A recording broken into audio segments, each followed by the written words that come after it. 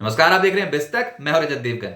हफ्ते के चौथे कारोबारी सत्र में भी बाजार में एक सीमित दायरे में कामकाज हुआ, लेकिन आज ट्रेंड था नेगेटिव। शुरुआती सत्र में ही एकदम से बिकवाली हावी हुई थी और दिन भर हमने देखा कोई भी उछाल आया तो फिर उसके बाद दबाव बनता ही चला गया। स्टॉक स्पेसिफिक भी जो रिएक्शन था वो नेगेटिव ही हुआ। अंतरराष्ट्रीय संकेतों में नैस्डैक बहुत ही धमाकेदार चाल दिखा के गया था पिछले सत्र में, क्योंकि टेस्ला रिकॉर्ड स्तर पे पहुंचा था। 6% तो टेस्ला ही चढ़ गया था और बाकी के आईटी दिग्गज आईटी शेयर्स जैसे कि अमेजॉन, मेटा प्लेटफॉर्म्स, इनमें भी तेजी देखने को मिली थी।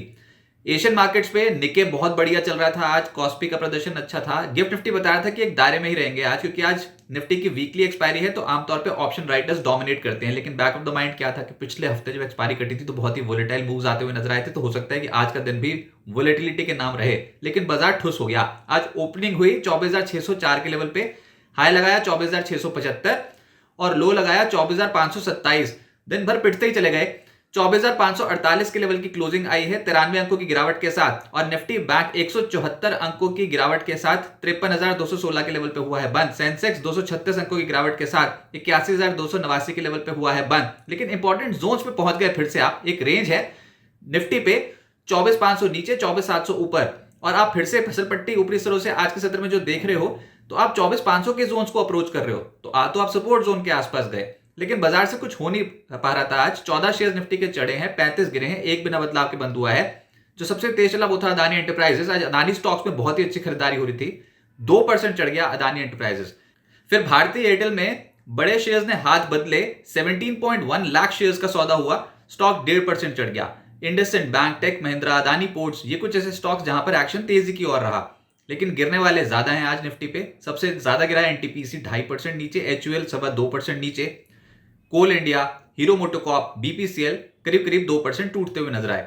एफएनओ गेनर्स में अदानी ग्रुप के स्टॉक्स दिखाई देंगे आपको टॉप पे, जिसमें अदानी ग्रीन 6% ऊपर, अदानी एनर्जी 3.25% ऊपर, मैक्स हेल्थ, मुथूट फाइनेंस और कोफोर्ड जैसे स्टॉक भी 2.25% से 3% चढ़ गए। एफएनओ लूजर्स में नाल्को का स्टॉक 7.5% नीचे आया, जुबिलेंट फूडवर्क्स 5% टूट गया। आज खबर यहां पर यह थी कि पेरेंट कंपनी जुबिलेंट भारतीय ग्रुप कोका कोला के भारतीय बॉटलिंग यूनिट में 40% हिस्सा खरीदेगी। हिंदुस्तान कोका कोला होल्डिंग में 40% हिस्सा खरीदेगा जुबिलेंट भारतीय ग्रुप। लेकिन ये खबर आज स्टॉक को ऊपरी स्तरों पर मुनाफा वसूली की चपेट में लगी, 5% गिर गया जुबिलेंट फूड।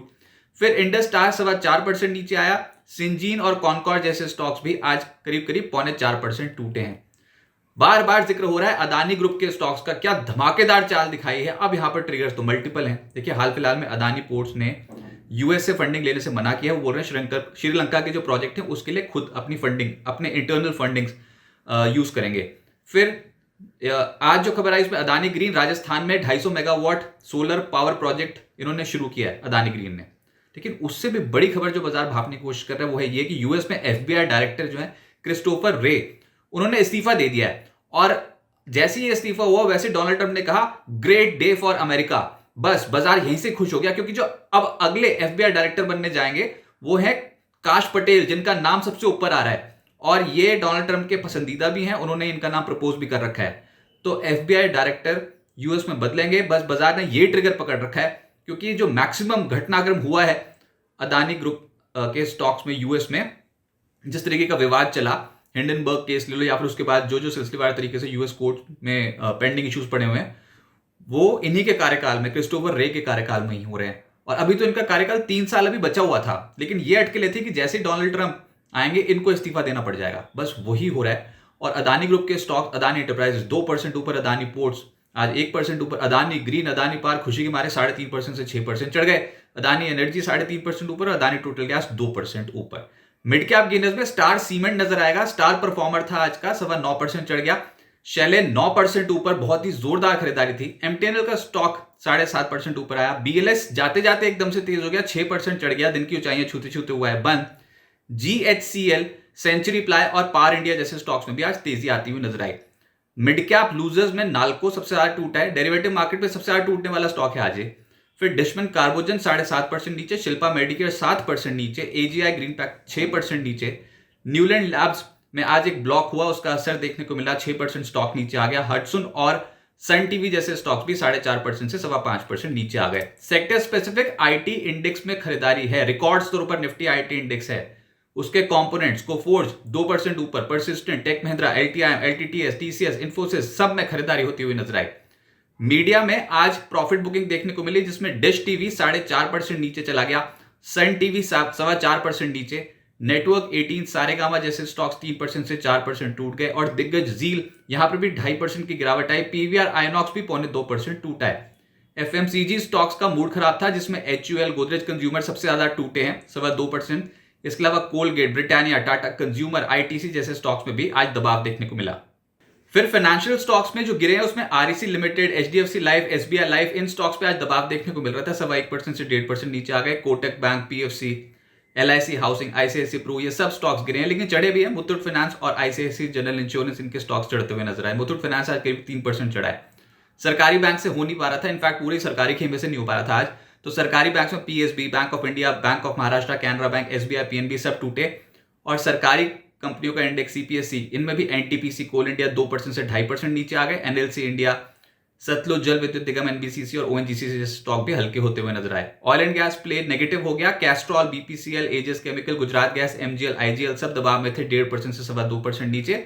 और रिलायंस इंडस्ट्रीज ने बाजार पर दबाव डाला है आज, 1% ये टूट गया। आईपीओ मार्केट में तो बहुत हरकत देखने को मिल रही है। 4 मेन बोर्ड आईपीओ खुले हुए हैं। इन्वेंचरस नॉलेज सॉल्यूशंस का आईपीओ आज से खुला है, 16 दिसंबर तक खुला रहेगा। पहले दिन 1.36 टाइम सब्सक्राइब हुआ है। प्राइस बैंड है 1265 से 1329 रुपीज प्रति शेयर। इशू साइज है लगभग 2500 करोड़ रुपए। पूरा का पूरा ओएफएस है, लेकिन ये रेखा झुनझुनवाला बैक्ड कंपनी है। रेखा झुनझुनवाला का कंपनी में 0.23% हिस्सा है। विशाल मेगामार्ट का आईपीओ कल बंद हो जाएगा। अब तक 1.61 टाइम सब्सक्राइब होता हुआ नजर आया है। प्राइस बैंड 74 से 78 रुपए प्रति शेयर का रखा गया। इशू साइज 8000 करोड़ रुपए का है। पूरा का पूरा है ओएफएस, लेकिन ऑलरेडी पूरा सब्सक्राइब हो चुका है।